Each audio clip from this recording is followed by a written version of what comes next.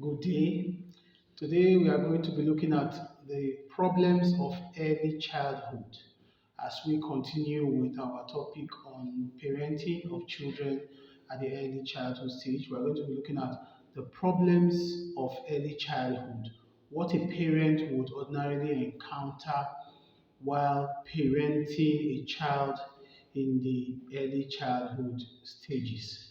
The first one we are going to be looking at is disobedience as one of the problems that you will encounter. Children between 6 to 12 commonly disobey their parents. Psychologically, is their way of asserting their autonomy, their individuality.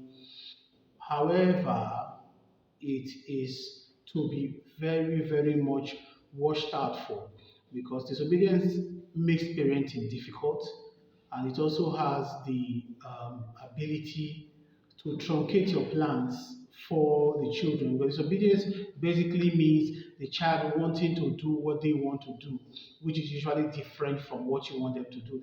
That has the capacity in the long run of truncating your plans for their future, and hence it should not be allowed.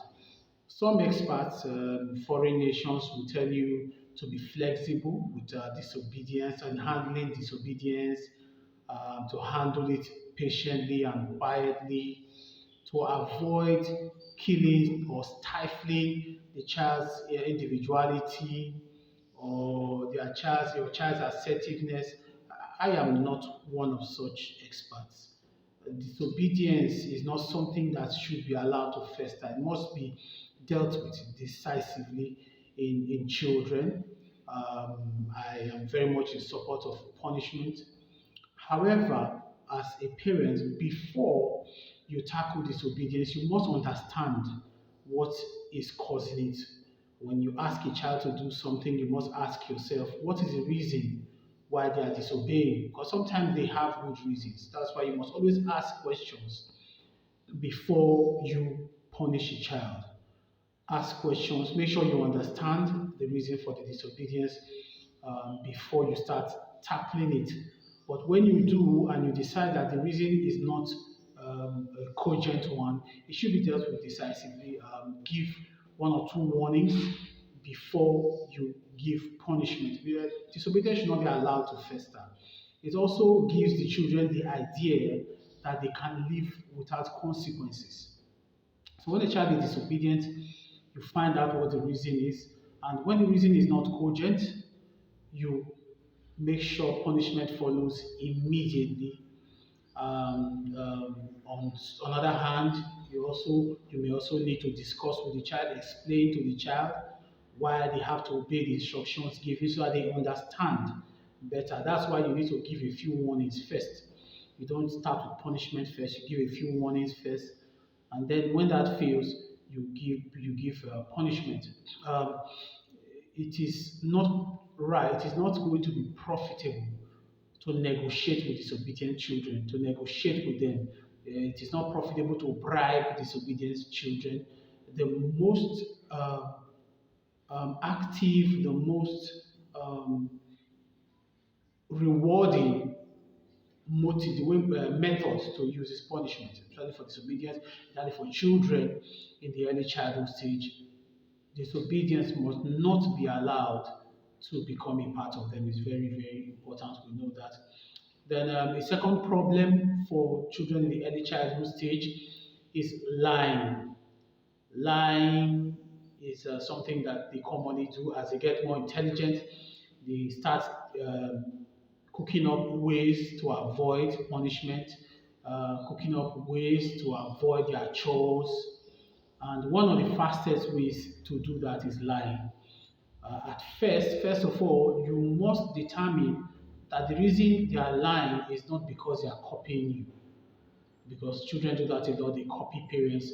So when you have determined that you are not the cause of the lying, then you use a lot of one of the most potent forces against lying is moral instruction, spiritual guidance, and moral instruction.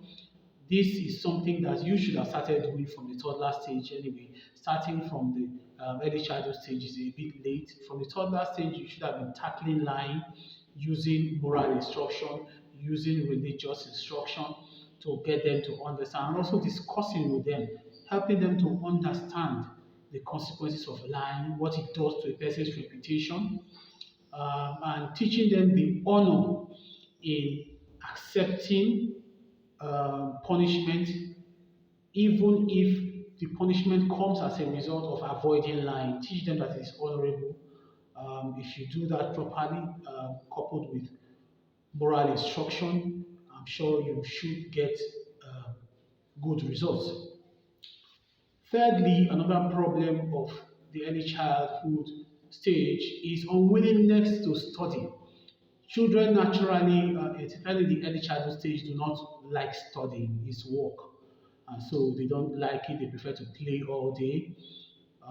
One of the things you should do to try and solve this problem is to start study routines early. You should have started study routines early during the toddler stage. Make sure they are used to study times and study days. Another thing you should do to encourage them is reward.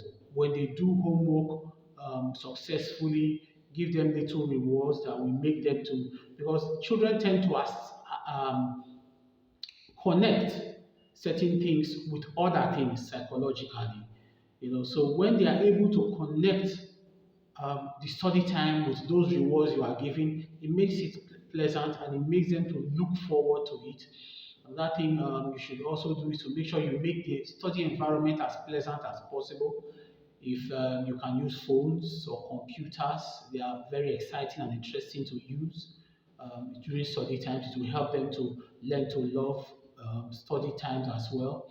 Try to minimize shouting or beating or anything, punishment during study time, anything that will make it unpleasant. Try and avoid it as much as possible.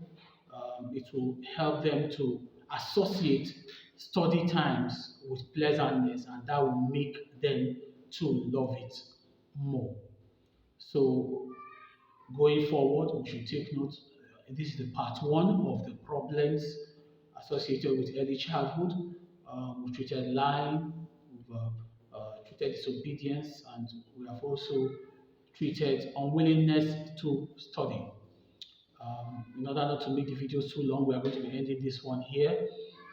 The subsequent parts of this topic, we will indeed be treating other aspects of the problems related to early childhood. Till then, thank you.